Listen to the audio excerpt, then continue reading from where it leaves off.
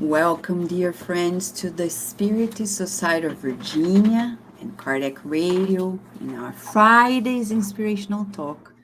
Special day, it's October 1st, 2021. And if you're listening or watching this on demand, this day is a day to be celebrated all the time because when we enter October, we enter the month of Kardec. He was born on October 3rd, 1804, and we have 10,000 reasons to celebrate Kardec's birthday.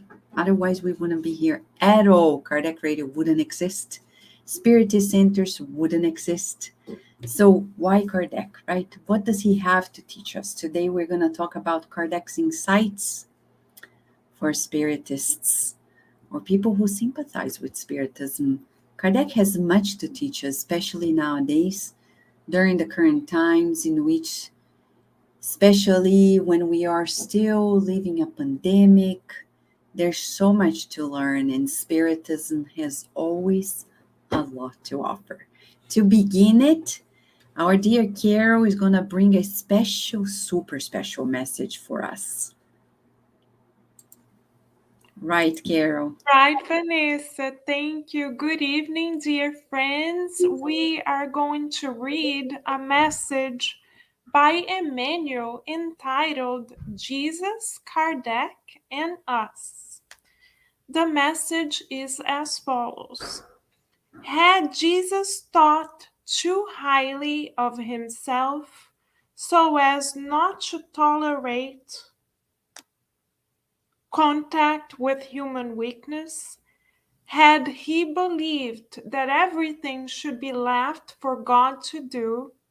Had he admitted that we were forever lost in our rebellion and delinquency? Had he constrained the success of his teachings to support the highly educated? Had he waited for monetary endowment and political backup in order to carry out his work? Had he backed down in the face of sacrifice, we certainly would not have the light of the gospel, which opens for us the path to spiritual emancipation. Had Allan Kardec overrated his earned position in the aristocracy of intelligence, placing deserved honors and titles above his own convictions? Had he been expecting the partaking of illustrious personalities in the message which he bared? Had he waited for financial support to pledge into the task?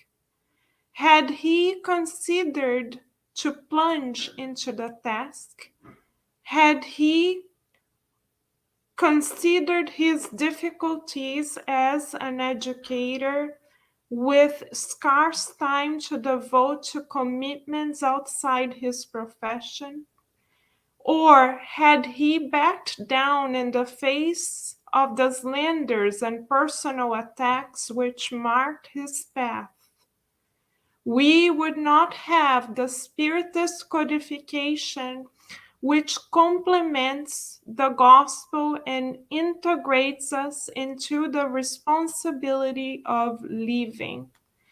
Reflecting on Jesus and Kardec, we do not understand our thoughtlessness when we declare ourselves too virtuous, too busy, too educated, too shy, too incapable, or too disillusioned to attend to our own obligations in the Spiritist philosophy. If we consider this, the master and the apostle of human renovation passed along men, suffering lacerations and exemplifying the good for love of the truth, while we indebted consciences run away from learning and serving for our own benefit, undoubtedly we will, without noticing, under the hypnosis of an unseen obsession, we will be, without noticing, under the hypnosis of an unseen obsession, showing balance on the outside and madness on the inside.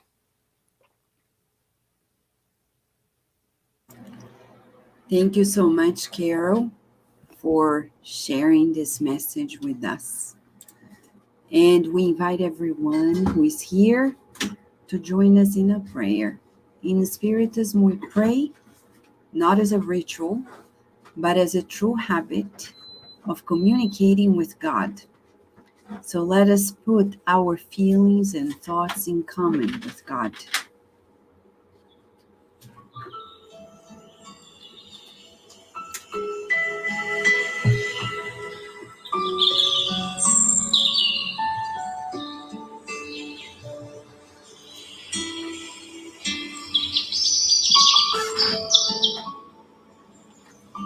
Dear Master Jesus, yes, we have learned to communicate with God thanks to you. You taught us God is our friend, our Father, Mother of all of us, Sustainer of life, and you brought us Kardec to educate us in the sense that we want to create new habits, habits of wellness, feeling ourselves one with God and you. We're tired of being lost. We're tired of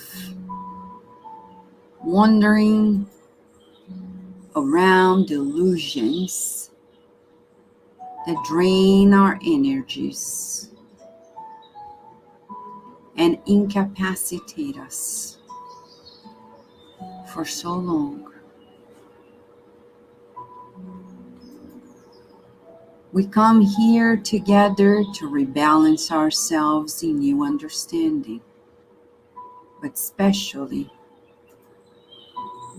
with the opportunity of feeling renewed, calming the anxieties that we have brought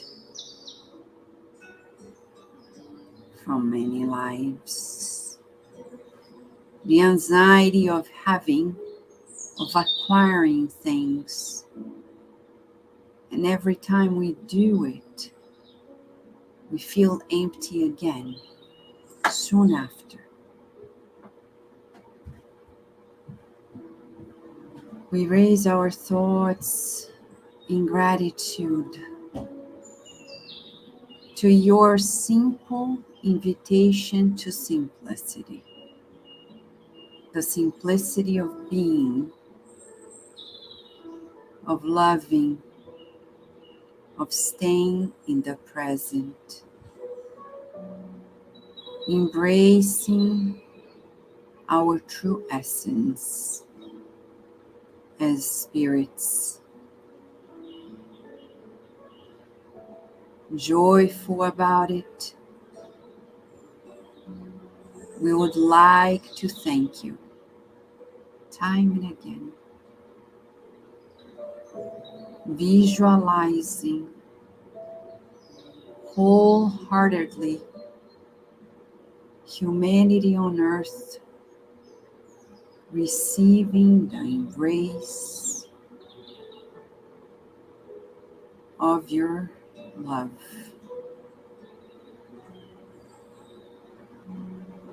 May Kardec's insights empower us to a better life, more coherent,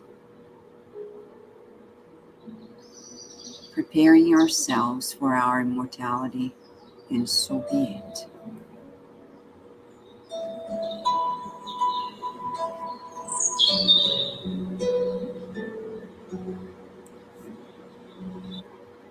All right, friends. Here we are. We have here today Kardec with us. Can't be better than that. Because without Kardec, we wouldn't be here. But why do we want to hear his insights? Imagine you. Who was Kardec, right? Kardec is the pioneer of the pioneers because unlike many others, he not only researched the spiritist phenomena, spiritual phenomena, mediumistic phenomena, but he walked another level, the ethical, moral implications of it all. Dr. William James at Harvard was brave to research about it. But unfortunately, the academic demands were more powerful. And to date, we await people like Kardec, courageous to really bring to the mainstream of our lives the understanding that when spirits talk to us, we are talking about our own immortality. When we talk about immortality, we are talking about unique experiences. So today the message goes straight to the heart of people who feel a close connection to Spiritism. We have a unique experience by Evaldo that we want to share with you. And it's a video that was put together by the Spiritist out of Virginia and Spiritist out of Baltimore together back in the years 2011 and 12. We hope you enjoy it as we watch and listen to the story.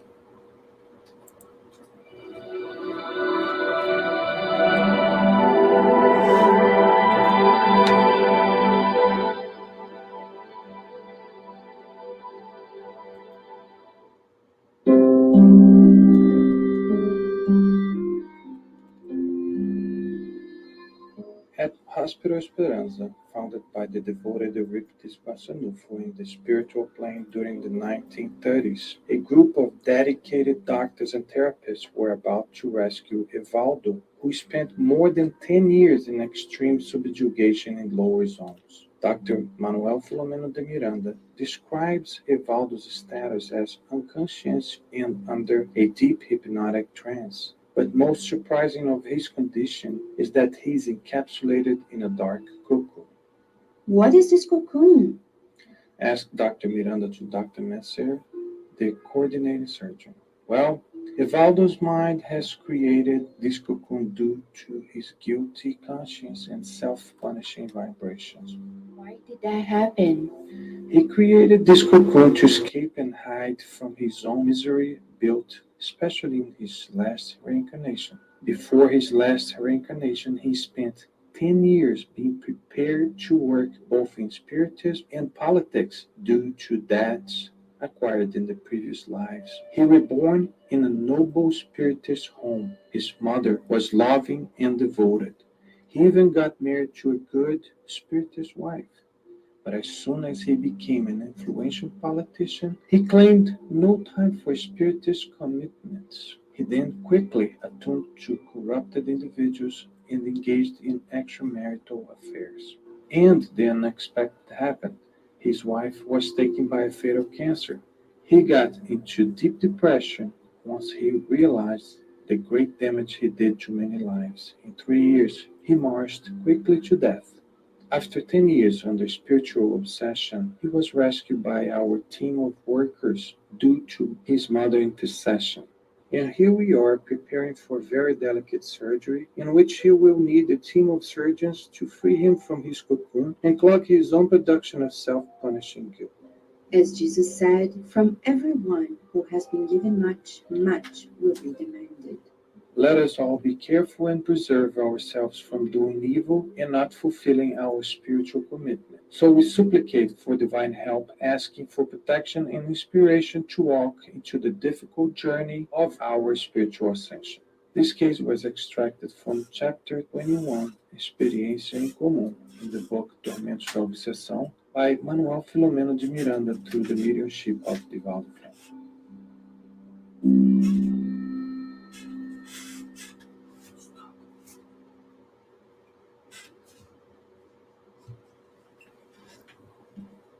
Yes, dear friends. So as you can see in the story by Evaldo, we're learning that we have a choice. Yes, you and I have a choice to read these books, to listen to Kardec Radio, and keep it to ourselves. Or take another step and multiply the talents. When we read one Spiritist book, now we become more responsible, not only for ourselves, but we have a duty towards society. That's how Spiritism teaches us. And in Evaldo's story, we have the first step of our insight to know that Spiritism comes to invite us to greater action, not only to listen, to learn, but also to partake into the dissemination of it all. So, talking about the dissemination, it is very important that we understand that Spiritism came to our lives to be the promised consoler. There is a specific chapter in the book, The Gospel According to Spiritism, in which we understand that Spiritism comes to console us. Why do we need consolation? Well, it's very evident. Life on earth is really challenging. It's wonderful. Wonderful in terms of learning experiences, but it's full of tests, trials, expiations. And it's important to teach our children that they are born and reborn yet again, just like ourselves, to learn, to progress, to go through tests, without the question, why does it happen to me? Well, it happens to us because we're in school. When the teacher says test time, you don't say, why am I doing a test? Well, because we're in school. Earth is like a school. Why is it happening to us? Well, because we're in the school of the earth. And that's why Jesus came to bring us his consolation, the good news. And he said, one day I'll send to you the promised consoler that will teach you what I cannot teach. Especially at this time of the planetary transition, it's vital that we really focus. In a few decades, our planet is about to be upgraded to the status of regenerative planet. In the Gospel According to Spiritism, chapter 3, St. Augustine explains to us what it means. Right now, we're in this transition between planet of trials and expiations and the planet of regeneration. In the planet of regeneration or regenerative planet, where people propose themselves to be anew, majority of people will invest on the good versus what's happening nowadays. Nowadays, we're still fighting for things that is good for us alone, for our families. And we think it's all right. No, it's not. We need to change.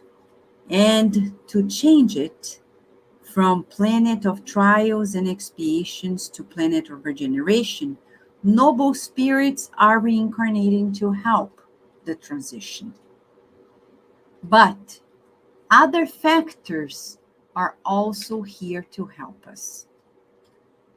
3 major things is being asked of each one of us in this transition: to reconcile with our enemies, We cannot become anew when we have debts with other hearts. So we need to reconcile, especially within ourselves, with the enemies in our own lives that are within ourselves, because sometimes what we did in previous lives, we still do not forgive ourselves. So the enemy is within, and we often project it onto others who are alike. Diseases may come as drainage for the soul. Many people, like we're seeing at COVID time, some people tell me, oh, thank God I didn't get the COVID. Well, the other day I was reading this. A woman was more than 100 years old. In 1918, at the Spanish flu time, she was a child. One of her parents died of the Spanish flu. She survived. But right now at COVID time, she died of COVID.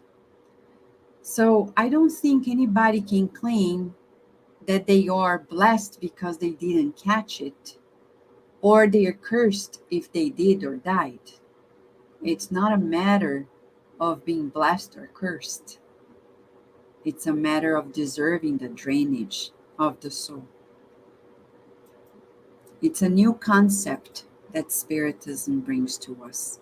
Only those who merit deserve such experiences, even those who discarnated, like Sueli Calda Schubert, a wonderful Spiritist scholar. She did so much for Spiritism in Brazil and even around the world. She came to our home so many years ago. She died of COVID. So what? Does that mean she's a bad person? She's being punished? No. She actually merited the drainage of her soul. Only those who merit it receive it. Even Professor Euripides Barçanufo, who is just behind here in this picture, he died in the Spanish flu of the Spanish flu. And he was one of the most elevated spirits that came to the earth after Jesus. Words by Chico Xavier. And natural disasters are also serving as a wake-up call and means for natural selection during this planetary transition. These are the main things we're being asked to observe. For us Spiritists, we have in Chico Xavier and Emmanuel a very specific call that will help us during this transition discipline. As Mentor Joseph says, inspired in Emmanuel's statement to Chico, we need coherence, especially we Spiritists, striving to achieve coherence, aligning thoughts and feelings, words and actions. And it's possible to reach it at every moment of our day. Coherence will bring us to greater peace of mind and consistency. Discipline. These are words that were given to us in 2012 by Mentor Joseph. And following Kardec's insights for us Spiritists, we have a few recommendations that we selected to inspire you and I as we celebrate this life of Kardec that changed our lives forever. Kardec brings to us in one of the Spiritist magazines at the time, the Revue Spirit in 1861, the importance of study and faith.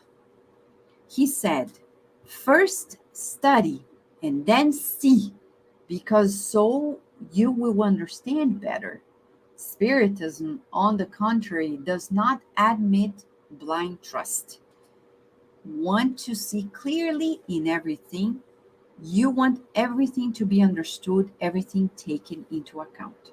So he's talking about in that particular article about the importance between spiritist phenomena and study. He says study comes first. If we don't study, we don't understand. I know people who experience spirit phenomena, mediumship, they don't know what it means. They don't know why it came. So Spiritism comes as a way to study and clarify, teaching us how to understand. I remember as a scientist, the first day I sat on a microscope, not on a microscope, at a microscope, there was a table, the microscope. There were two ways of view it, and then somebody who was more experienced than me came and said, I'm going to teach you how to look at some tissues in the brain, teaching me particular areas and cells. For me, it was all new. When I looked at it, I said, oh my gosh, it all looks so similar. All the dots I'm seeing are the nuclei of the cells. And I said, how am I going to distinguish this cell from that cell, this area of the brain, that area? And the person was teaching me, showing me the atlas. It took me a long time every day to look at them and see the boundaries, the differences, the different features. Well, one day I was able to master it and I could teach other people too. But it took me a while. I had to study in order to see it. Kardec is right. If we don't study, we won't be able to distinguish the identity of spirits, what to do with our mediumship, how to work with it, how to discipline ourselves. So study is very important to reason our faith. We Spiritists don't believe just because we believe because we know. The other recommendation by Kardec comes in 1864 in the Spiritist magazine, when he tells that the strength of Spiritism does not lie in the opinion of a person or a spirit. Rather, it is in the universality of the teachings given by Spiritism. In the Gospel According to Spiritism, which was also published in 1864, at the very introduction, Kardec talks about the universality of the teachings. That's why many people come to Spiritism and they say, I've seen this before. I've known it all along. I've read this in Buddhism. I've read this here, there, and elsewhere. You're right. Kardec says, I'm not creating anything new, but we're organizing it. So the framework by Spiritism is unfailing and unsurpassing. I haven't found it in any other philosophy or religion, though it's universal. But the way it's organized, aligning reasoning and faith, is unique. But it doesn't lie in one man, Kardec, or one spirit. It's in a group. So we can easily say, you can be a Catholic Spiritist, a Buddhist Spiritist, a Jewish Spiritist. You can be, but not an atheist Spiritist, because only those who believe in God can be Spiritists. Beyond that, Kardec also tells us in 1865, the year he also published the book Heaven and Hell, that we do it in a teamwork fashion. He says, God, keep me from having the assumption. Actually, God kept me from having the presumption to believe that I am the only one capable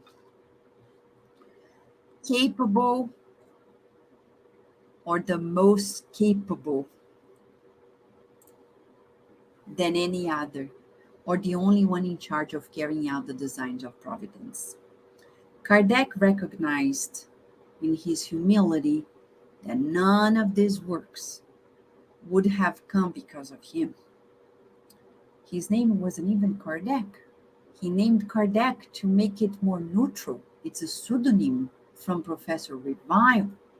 He was never hidden from it, but he didn't want his personality or his persona, his famous personality at the time.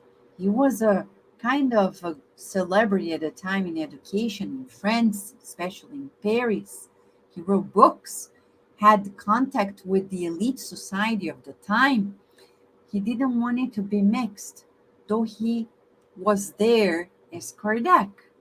And he recognized that he was the editor-in-chief compiling it all. But he never believed he was the only one capable of understanding and compiling it. And for us Spiritists, if I disappear today, if any one of us disappear, things will go on, and that's how it must be. True Spiritists, they do never believe that they are the only ones capable of understanding or disseminating these teachings.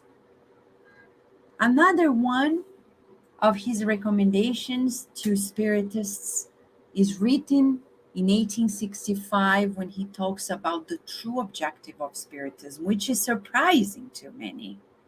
Spiritism, he says, having its objective in the improvement of human beings, does not come at all to seek the ones who are perfect, but those who strive to transform themselves by putting into practice the teachings of the spirits. The true Spiritist is not the one who has reached the goal, but the one who seriously wants to reach it. This is so beautiful and so liberating, because some people come to me and say, oh, but Vanessa, who am I? Well, we're Spiritists. We're striving to do their best. It doesn't mean we have achieved it, but we are on this march. And this is the most important thing. Not like Evaldo in the story we heard at the beginning. He washed his hands. He didn't care. He was like, no, I'm busy with my life, with my family, with my profession. For those who have been given much, much will be demanded. Now let's go specifically on the insights that Kardec gave to us in two instances, in the Medium's book, and it repeats itself in the book Spiritist Journey or Spiritist Trip. It's already translated from this book, Viagem Espírita, Spiritist Trip in 1862, when Kardec specifically talks to Spiritists who want to be dedicated to the dissemination of Spiritism. Item 341. He repeats it in the magazine in 1861, in the Spiritist magazine, and in the Medium's book in this item. He says, for those who want to attract good spirits and avoid bad ones, there are certain conditions. Conditions are perfect commonality of ideas and sentiments. So when we enter Spiritist centers, Spiritist societies, there are people who don't do anything to help. They enter and the first thing they criticize, or they criticize in their minds. If I were the director, if I were the speaker, I would do this different. But they don't do anything. If we do behave in this way, we are actually attracting bad spirits. We're not helping. If we want to be somebody who helps, be grateful. And I would say, especially to those who are in the United States of America and other parts of the world beyond Brazil, where Spiritist centers are a true privilege, because we have few. If you are close to a Spiritist center, if you have a Spiritist center near you, help, be grateful, do not criticize, because it's rare, still very rare, and we really want to join in, to help, and not to divide with our thoughts and feelings, thinking that we know better, and we go home and do nothing but criticize. So to attract good spirits and enhance, empower that group, that society, we need to be on the page of those people who are ahead of us. They came before us. We want to be there. Let's see what they've been doing. Because before we came there, when we were doing things only for ourselves, they were already doing things for the community. So let's have mutual, Kardec says, benevolence amongst the members. Be benevolent means be of goodwill, be of help, and reject, says Kardec, every sentiment contrary to true Christian charity.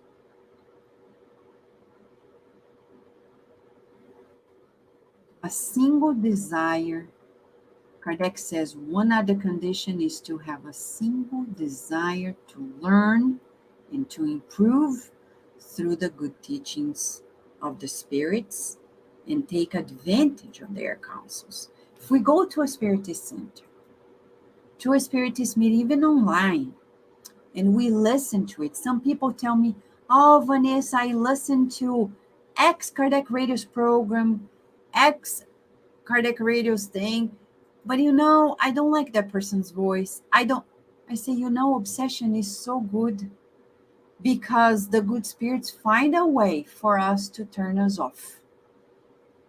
If you didn't like that person's voice, raise your hand and say, Vanessa, can I record a program at Kardec Radio because I think I have a better voice?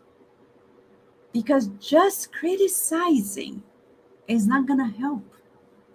It's not Christ conscious. We need to do better. If we think something is not good, let's do better. Because by being selfish, doing things for ourselves alone, criticizing those who are striving to do the good, is not going to help either ourselves or the collective. Kardec's words, specifically in this book, Spiritist Journey in 1862, Kardec has specific recommendations. He says, the first condition to form a group of serious people is to form a group of serious people, however restricted it may be. So when we go to Spiritist meetings and Spiritist centers, it's not a club. Even at Kardec Radio, the Spiritist magazine, online or in person, it's serious. Oh, but I want to talk. It's not therapy. Not that type of therapy. Serious meaning thoughtful, subdued in appearance or manner, like the Merriam-Webster dictionary says. So it's not because of curiosity. It's because we really want to learn. And Kardec says more. 5 or 6 informed and sincere members who understand the truths of the Spiritist doctrine are united with the same intention are worth 100 times more than the inclusion in this group of onlookers and indifferent people. Some people, they want 10,000 people. But what for? If they are there for other things, there are people who come to Spiritist centers because they don't have a job. And they think, maybe I go there. A friend's going to find me a job. No, you don't come to a Spiritist center for that. You don't go to a hospital to find a job unless you're a nurse, unless you're a doctor. But we cannot use the community to earn money for our particular purposes. To sell products, we can't. We can't. At the Spiritist Society of Virginia and the group in DC, we don't allow it. We're very strict. Very strict. We are there to learn Spiritism, to practice our spirituality, to be friends in doing the good to others, for others, but not for personal agenda. Not in that level, materially speaking. The other advice that Kardec is giving to us, recommendation, is the ultimate goal of the Spiritist Center's regulations should be to be focused, to be concentrated, to maintain the perfect order. These are Kardec's words. And to remove any person who does not have serious intentions or could be a cause of disturbance. Kardec is very specific. He has particular rules that talk about how to maintain the order. Here are the reasons why, he says. 1 will never be too severe to the admission of new members. Do not think that this severity will undermine the spread of Spiritism. Quite the contrary. Serious meetings are those that make more proselytes. So, the Spiritist Society of Virginia is soon opening its indoor space. It's already open in its meetings, but it's opening the indoor space.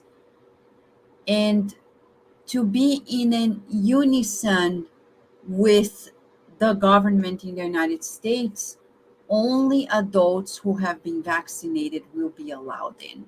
So we recommend that everybody who is locally to vaccinate if they haven't, to be able to get into the indoor space. Besides mask and social distancing, we will require the vaccination card for people who want to get in.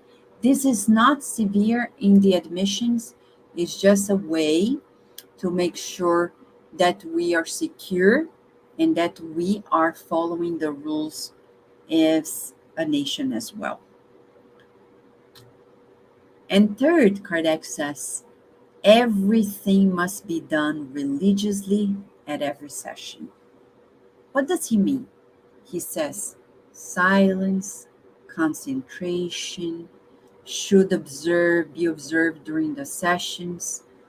All, let's listen to this, Kardec's words, all vain, futile questions of personal interest or of curiosity are prohibited, as well as those who do not have an instructional purpose. My friends, Chico Xavier was very loving, but in Spiritist meetings, he was very, very disciplined.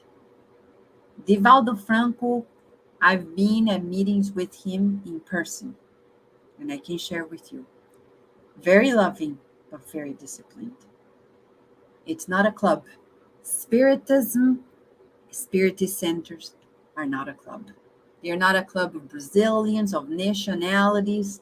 They are not a club of people. No, we are a society who wants to learn Spiritism, practice it, and be charitable. And finally, to summarize how the recommendations by Kardec are easily bridged into the Spiritist literature later on, in issue 51 of the Spiritist magazine, which you can read for free in our app, or our PDF or digitally online in your browser at spiritistmagazine.org, we have this beautiful message given through the medium Divaldo Franco by Albino Teixeira that summarizes how Spiritism, since the recommendations by Kardec, has to be for all of us as Spiritists. Spiritists are those servants of the gospel who in the field of observation, they read everything, they hear everything, they see everything, and they analyze everything. But they only retain the substance that is of real benefit to them. In the sphere of experience, they respect everyone, they serve everyone, they deal with everyone, and they work on everyone's path. But they only remain with those who are looking for the way to access the kingdom of God. Between observation and experience, they practice, Spiritist practice, all the good they can, wherever they can, however they can, and whenever they can. In short, it is possible to identify Spiritists as companions of Jesus Christ in the human sphere, human experience, who do not always do what they want, but constantly do what they should. This is a good way to summarize what Kardec meant in Albino Teixeira's words through Chico Xavier.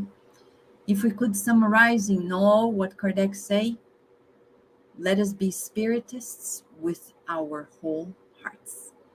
We're going to stop here for comments and questions that you may have.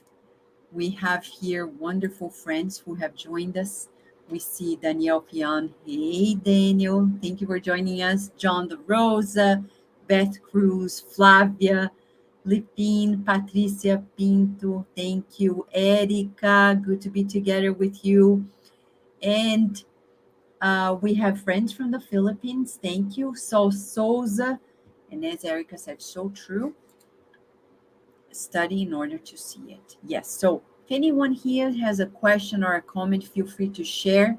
Okay, Juliana Bonatis from the group in Delaware with Carol Correa, thank you so much. Now we're going to bring our friends who are here so we can talk a little more about the inspiration of these few recommendations and insights by Kardec that were so well summarized by Albino Teixeira, right, Carol?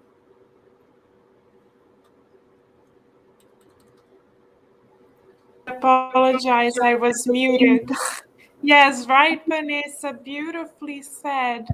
One of the most encouraging recommendations that touches our heart is the fact that we are not expected to reach perfection, but we are expected to strive to do our very best.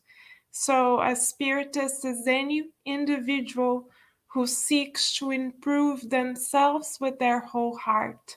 This is at the same time, the courage and the joy of living that Master Jesus brings to all of us in the book Good News in chapter 8, Take Heart, as he tells us that courage, hope, and joy are the three pillars of his followers. And Kardec comes back so many centuries later, bringing us a message that resonates with the message from the Master. And then centuries later come, or at least 1 century later, come Albino Teixeira and also reinforce the same message. So it's beautiful how Spiritism is such a progressive science, but how its base is truly the Christ of the earth, the governor of our planet.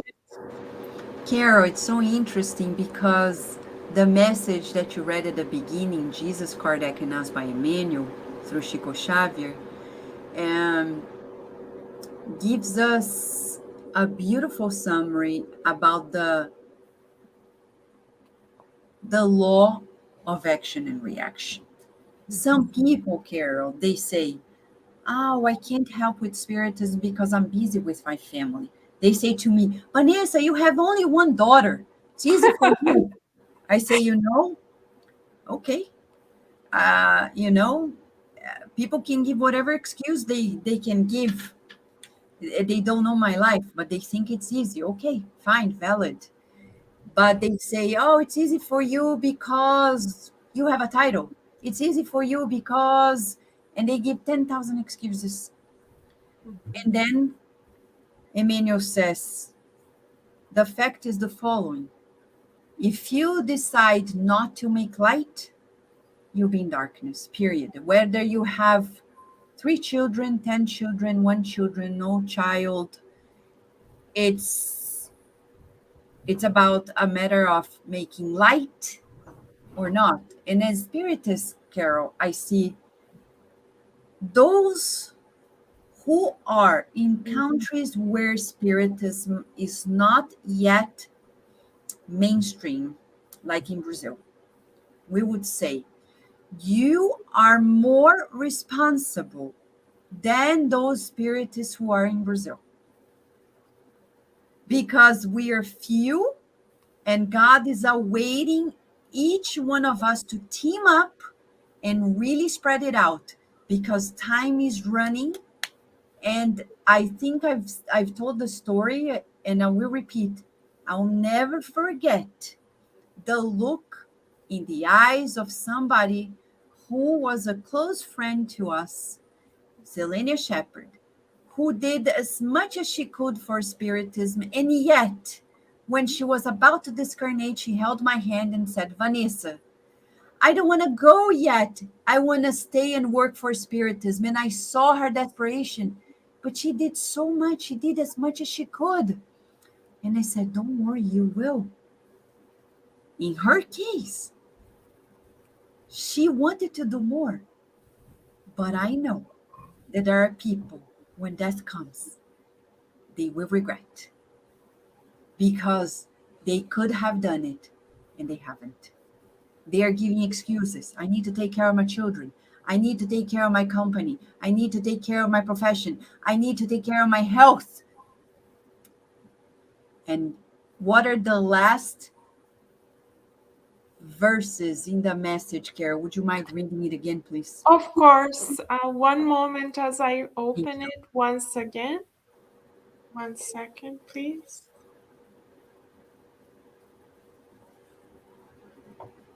Here we have it. Emmanuel says, if we consider this, the master and the apostle of human renovation passed along men suffering lacerations and exemplifying the good for love of the truth, while we, indebted consciences, run away from learning and serving for our own benefit.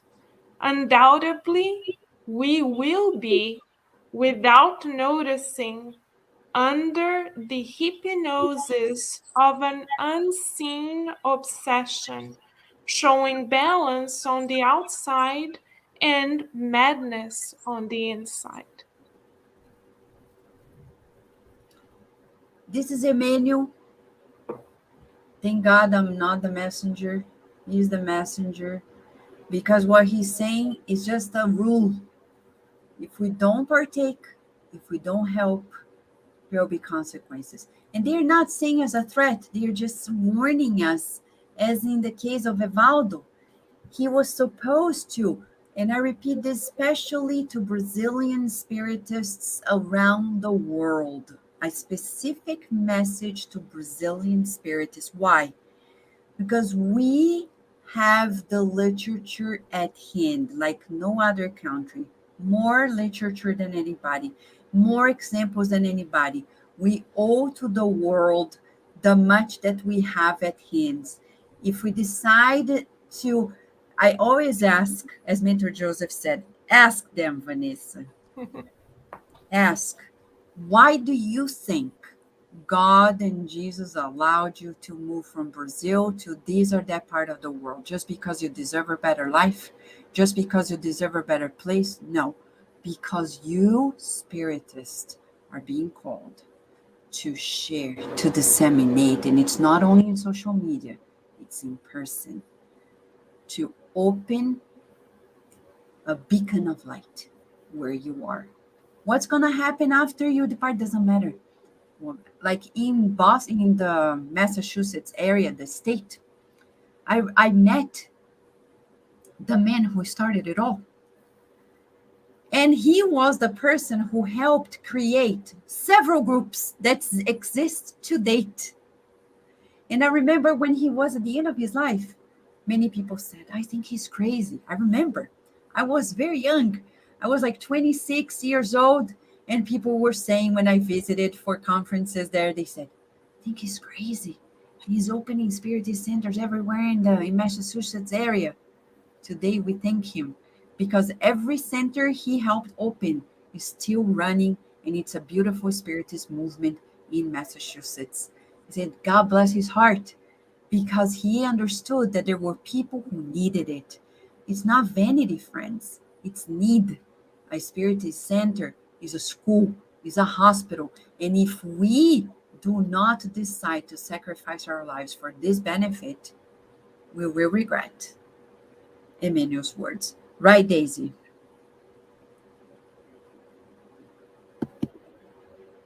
That is right, Vanessa. It's this message from Emmanuel to us on Jesus, Kardec, and us. And interesting how it really connects with the message that you read. And I was just opening here again to read again this last sentence because I thought it was so insightful how in this message that you read to us, it says, it is possible to identify spiritists as companions of Jesus Christ in the human experience, who do not always do what they want, but constantly do what they should.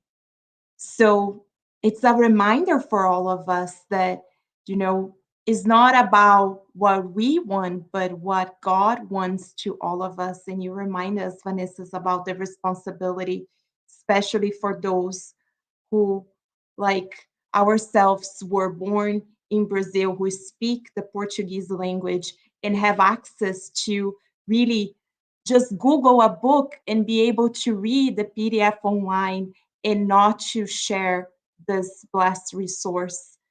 We really have to run because we don't know what's going to happen in the next life if we don't really fulfill it.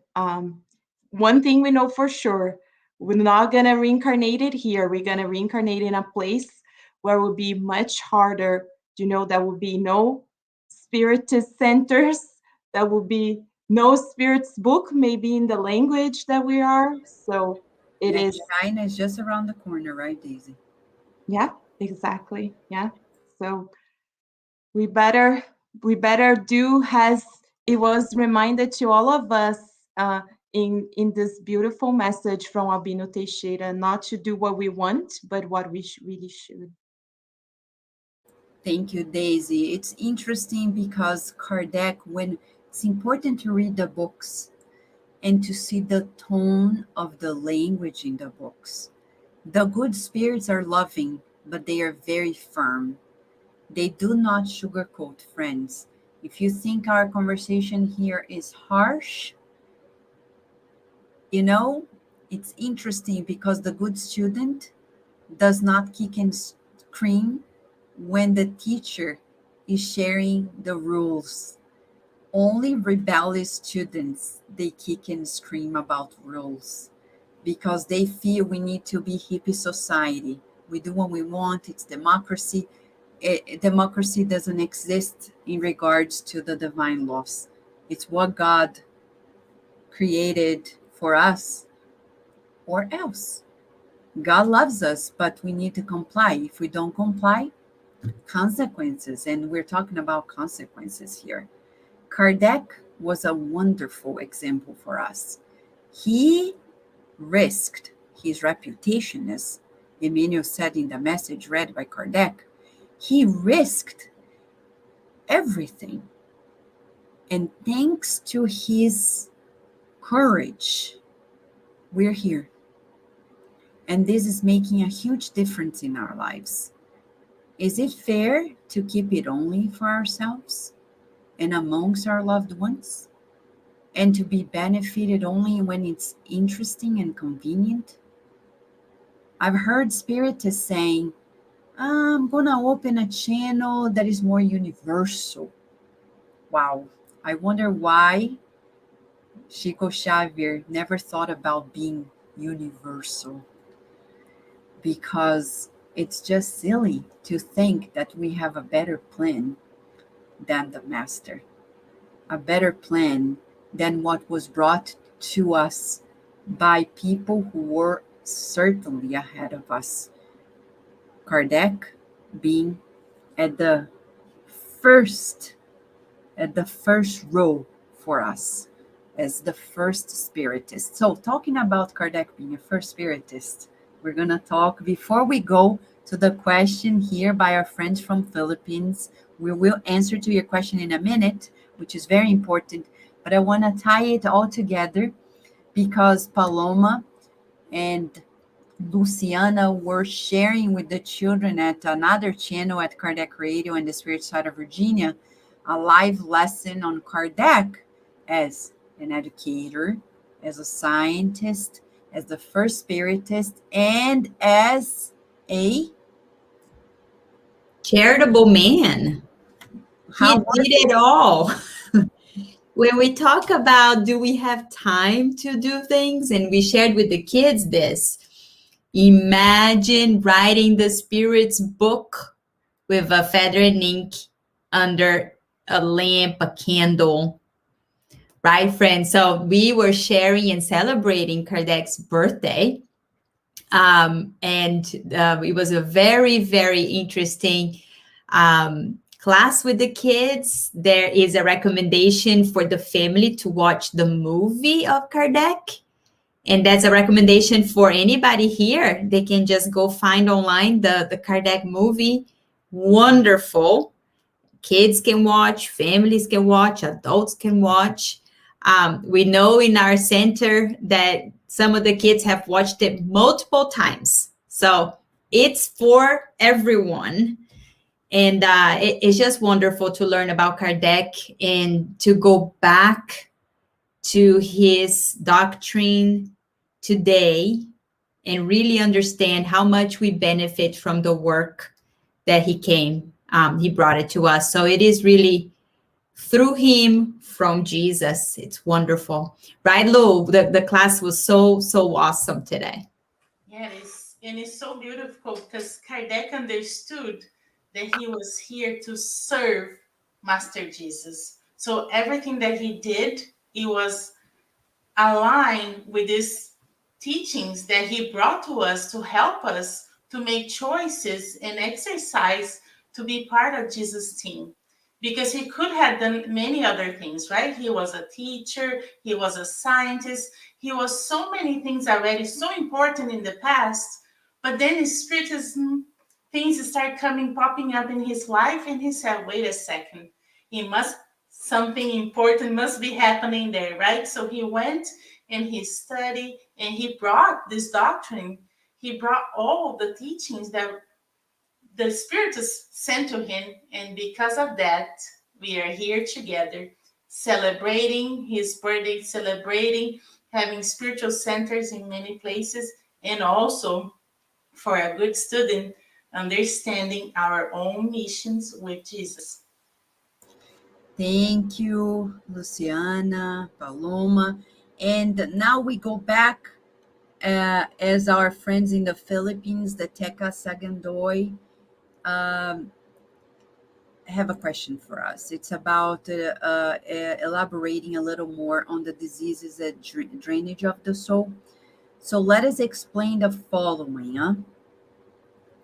Let me put the slide here just to recap where we were talking about it. So what does it mean when we talk about diseases as way to drain the soul?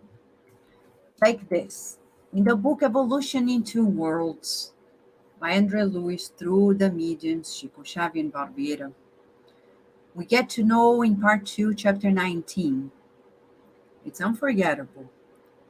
They say that every time we make a grave mistake, we create an injury in our spiritual body, the very spirit. We create a knot of spiritual disturbance that will only be flushed out in a reincarnation. And this may predispose us to illnesses. So illnesses are actually mechanisms through which these disturbing vibrations that we created in our spiritual body can be flushed out. So when we go to the doctor and say, oh my gosh, cancer, oh my gosh, this, oh my gosh, that, actually, great, in the sense, I'm flushing out the disturbance from the spiritual body. But only those who merit it have the opportunity of such process.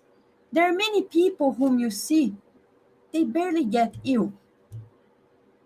Not because they're better than us. They are not strong enough yet to drain these disturbances from the spiritual body into the physical body. Does that mean that we want to be sick? No. Is disease the only way to flush out our disturbances? No.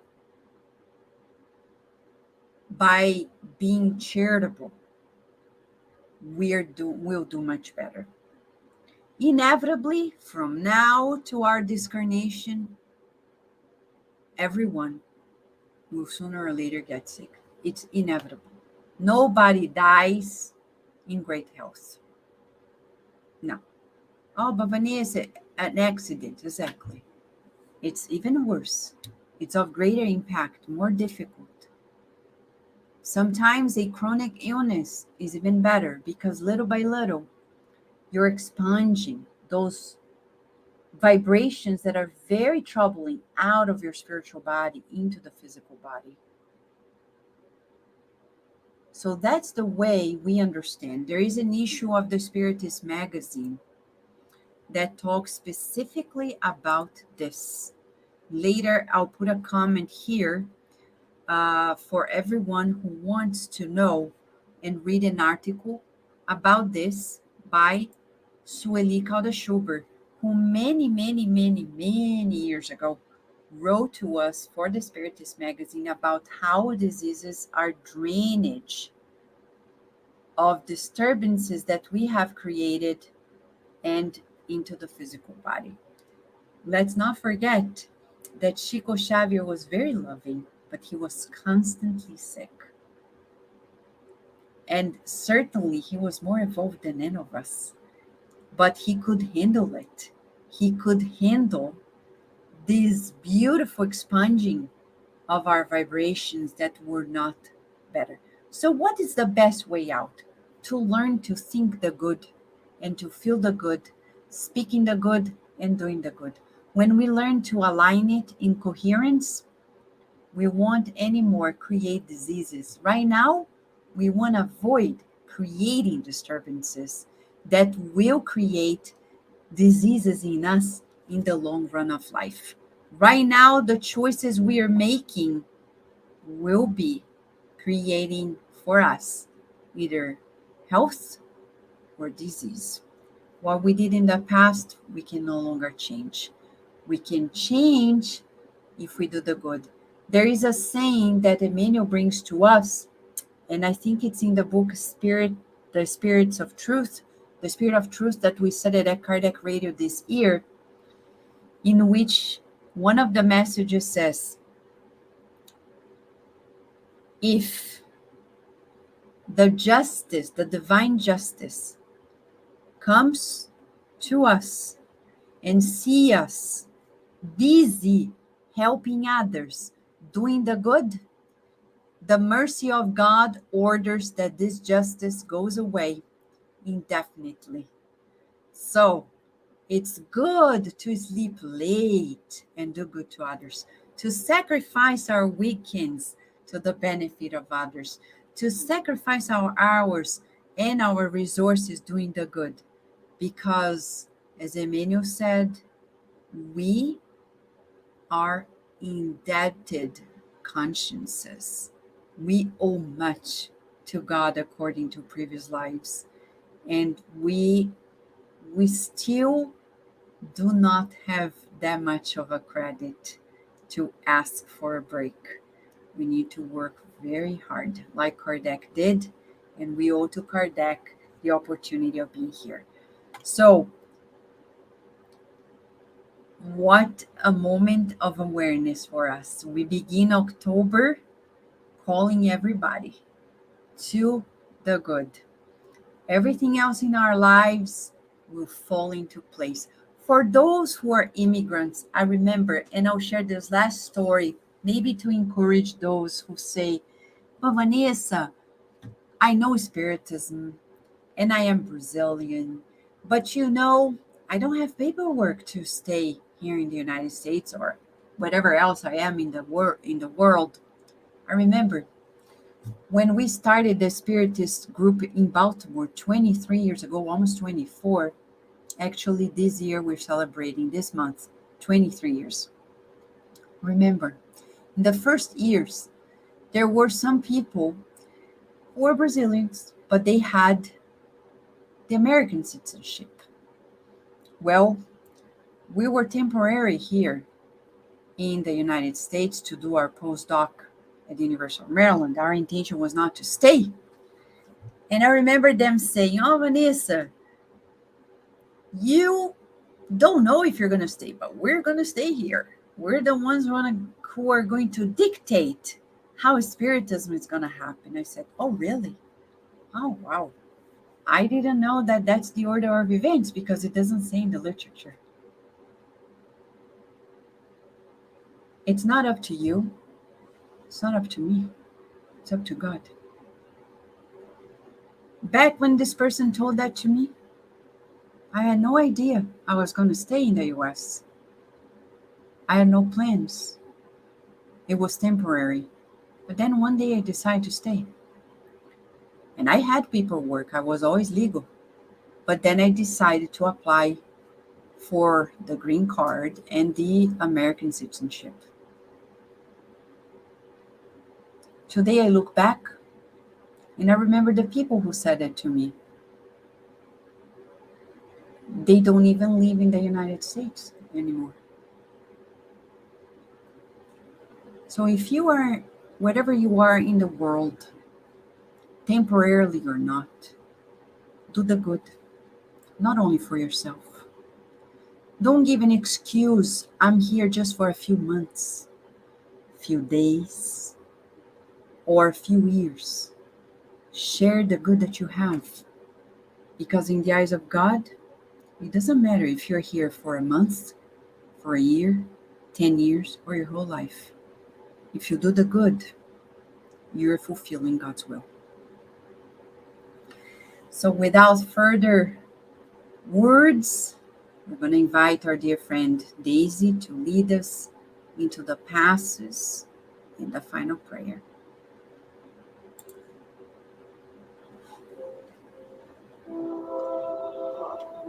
So let us now then close our eyes.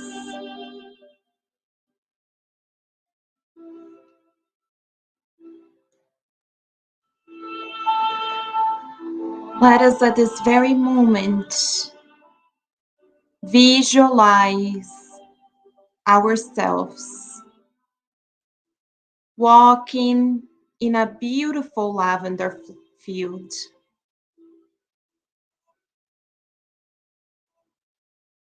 Let us feel the warm invitation to smell the flowers, visualizing its beauty, its color, and its vibrations, enveloping all of us. Let us breathe in and out these healing energies that it penetrates our lungs, travels through our bloodstream, reaching every organ. And let us breathe out, releasing not only from our physical bodies, but our spiritual bodies. Thoughts and feelings that don't align themselves with God's laws. Let us breathe in peace and reconciliation, and breathe out sentiments of anger, revenge, jealousy. Let us breathe in forgiveness, joy of living, hope, and courage. As we breathe out, we release sentiments of self-doubt,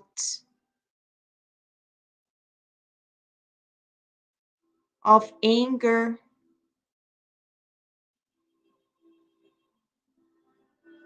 and of revenge. As we continue in this exercise, we feel ourselves lighter,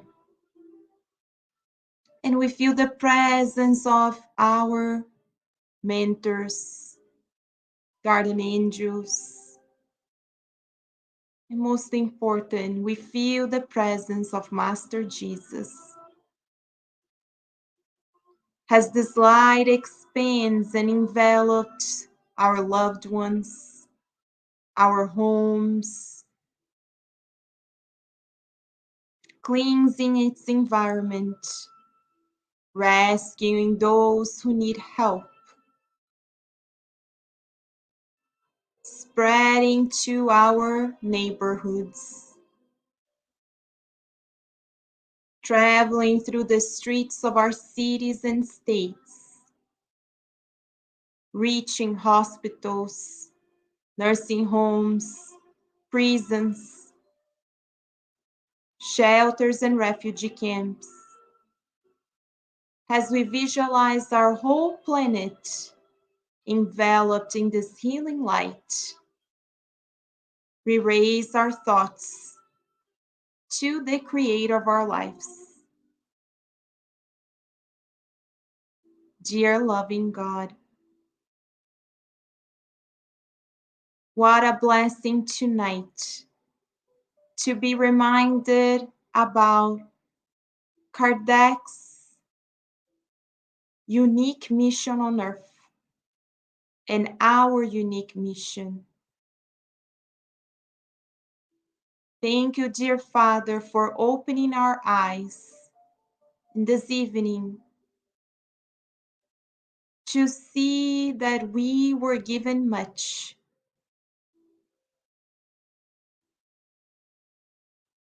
And as so will be asked to give much back in moments that we know our planet is going through moments of transformation.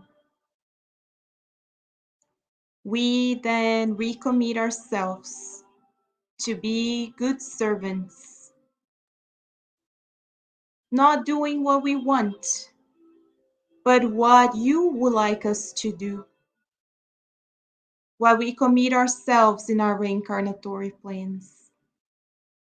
We ask you, dear Father, for strength, for courage, to not give in to the passing things of life,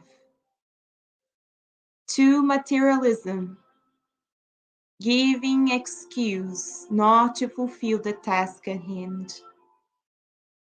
We pray this evening for all Spiritists around the world, that they can renew their strength to continue on the pathway of the good.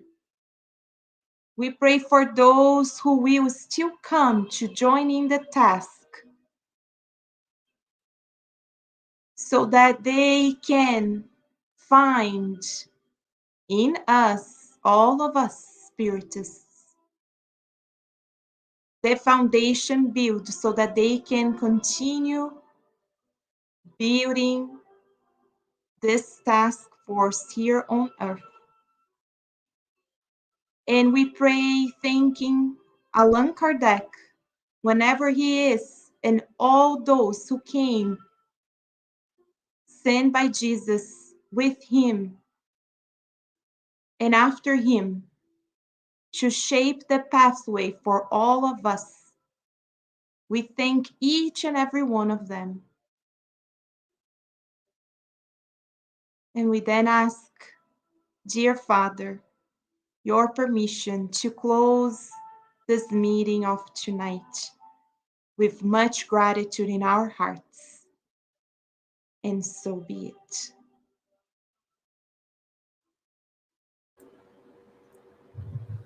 Thank you, friends. And we have here a message by John de Rosa. Spiritist knowledge is a great joy. However, it has certain demands. Understand it well so you can talk to all those you meet. Be assured God will place persons in your path that need to hear, so take advantage of those opportunities to spread the word, because so many are waiting to hear the Spiritist word. Thank you so much, John de Rosa. You are so right, as Juliana Bonatti say. So be it, and so be it, friends. A big hug to you. If you have any question, comment, please write to us at kardecradio@gmail.com. We wish you a lovely evening or day, whatever you are. And until next Friday, when we come back with another topic, the Spiritist literature for children, with our friend Luis Rivas and the educators of the SSVA group. Thank you, friends.